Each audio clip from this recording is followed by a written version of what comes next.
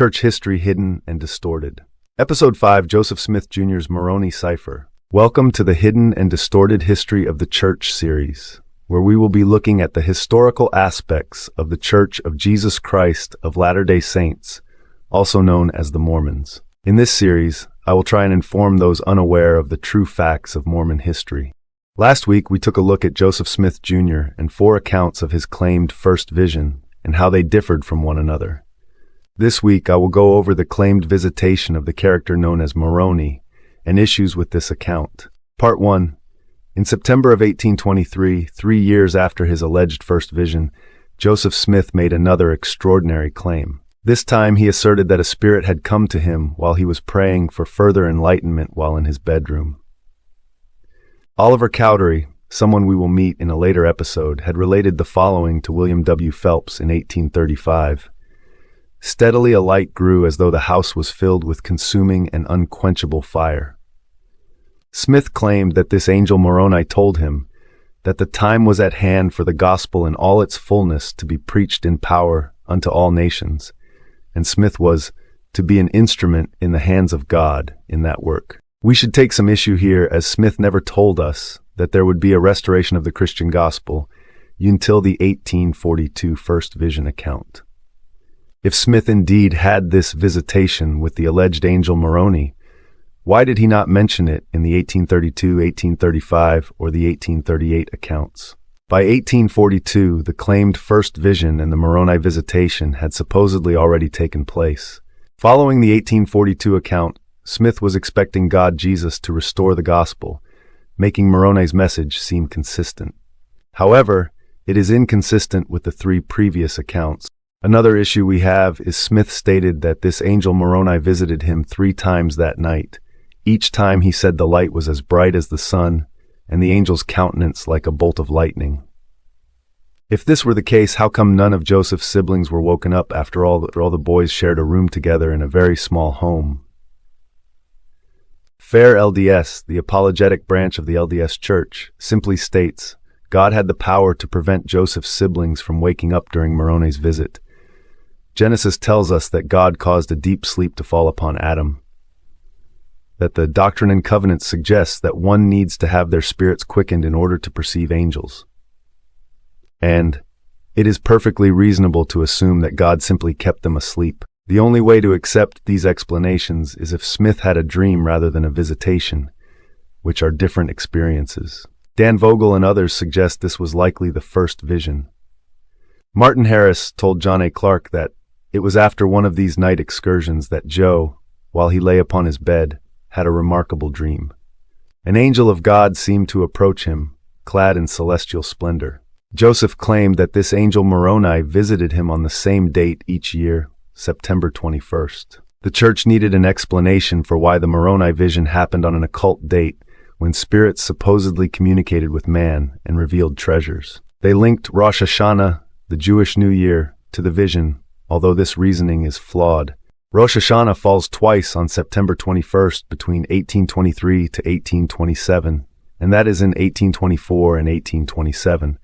So how could Moroni's visits take place on Rosh Hashanah in 1825 and 1826? LDS scholars and apologists searched the Jews' holidays to place the closest Jewish holy day in place of Rosh Hashanah, and then proceeded to claim that it was not the Jewish New Year, but the Jewish High Holy Days. This still fails to explain the association with occult beliefs and practices.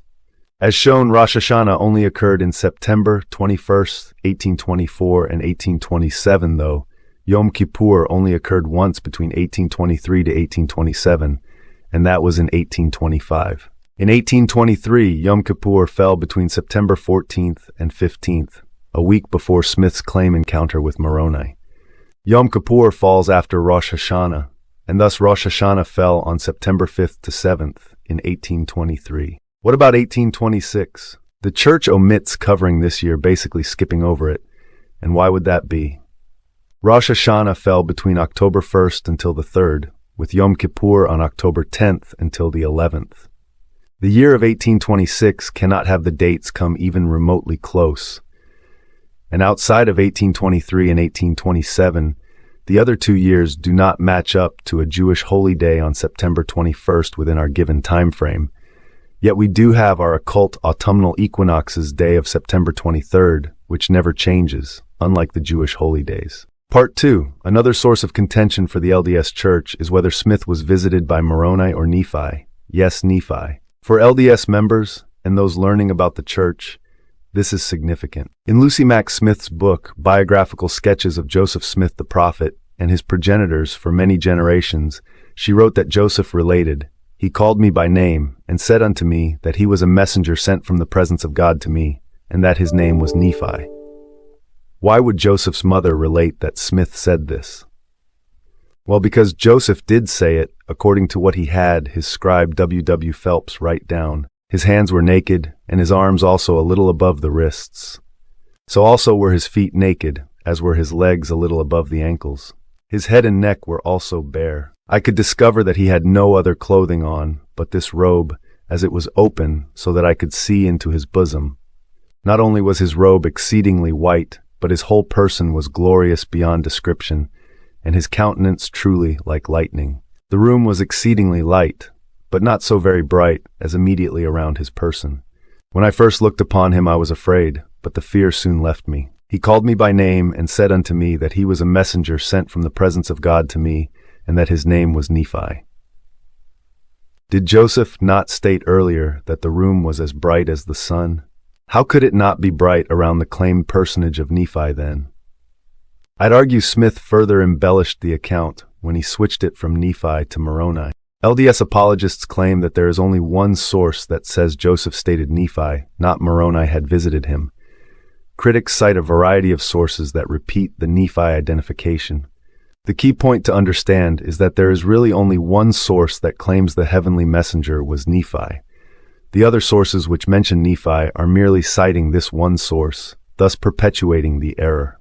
The problematic document is the June 1839 manuscript history of the Church Book A1, which was a copy of an April 1838 document.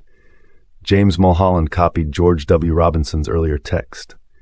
The 1838 document is no longer extant. We know apologists are once again incorrect, as W. Phelps recorded Joseph's statement prior to 1838, as Phelps was excommunicated from the church March 17, 1839 for testifying against Joseph, before being allowed to rejoin 6 months later.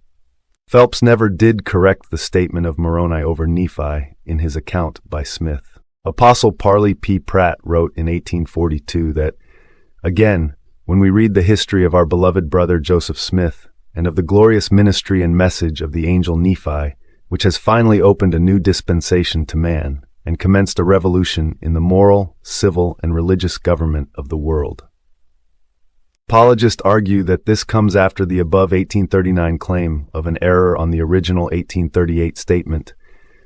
But the issue is that Pratt had known Smith 8 years prior to the 1838 account, and would have known the difference between an error someone else made and the comments of Joseph. Pratt himself would not have stated, "Smith saw Nephi," rather than Moroni in that claimed vision. On Fair LDS, we get the following rebuttal, which pretty much fails. Joseph F. Smith and Orson Pratt understood the problem more than a century ago, when they wrote in 1877 to John Taylor. The contradictions in regard to the name of the angelic messenger who appeared to Joseph Smith occurred probably through the mistakes of clerks in making or copying documents, and we think should be corrected. From careful research, we are fully convinced that Moroni is the correct name. This also was the decision of the former historian, George A. Smith. We could give to the apologetic argument that the Nephi account was an error, and later corrected when found, if we did not have the writings of Lucy Mack Smith and Parley P. Pratt's statements. If there was indeed an error, then why did it take until 1877 to be corrected? That other accounts also state Nephi over Moroni must be taken at full weight, and not based on the LDS apologetic claim that all later claims rest on the original error using an error in their reproduction. Pratt, Phelps, and Lucy Smith are 3 independent sources to collaborate the Nephi account. Why did it take so long for a correction to be made differing the distinction between Moroni and Nephi if Joseph Smith never made the 2 statements? Would it not stand that members of the church or leaders from the early days would not catch the error and have it corrected right away, if that were the case? The Nephi statement was printed in the Times and Seasons and other papers where members would have brought the issue up otherwise. In summary, the first vision account and the Moroni visitation were mere creations of Joseph Smith, creations he came up with and never had much intentions running with down the road. When they resurfaced, he either added to each account like the first vision, which was based on his beliefs at the current time, or changed who the characters were, as from Nephi to Moroni. Next week we will look at the 1826 trial of Joseph Smith, the glass looker. I hope you learned something in this episode. Please watch for future videos, and thank you so kindly for watching. This is the Ex-Mormon Informant signing off for the day.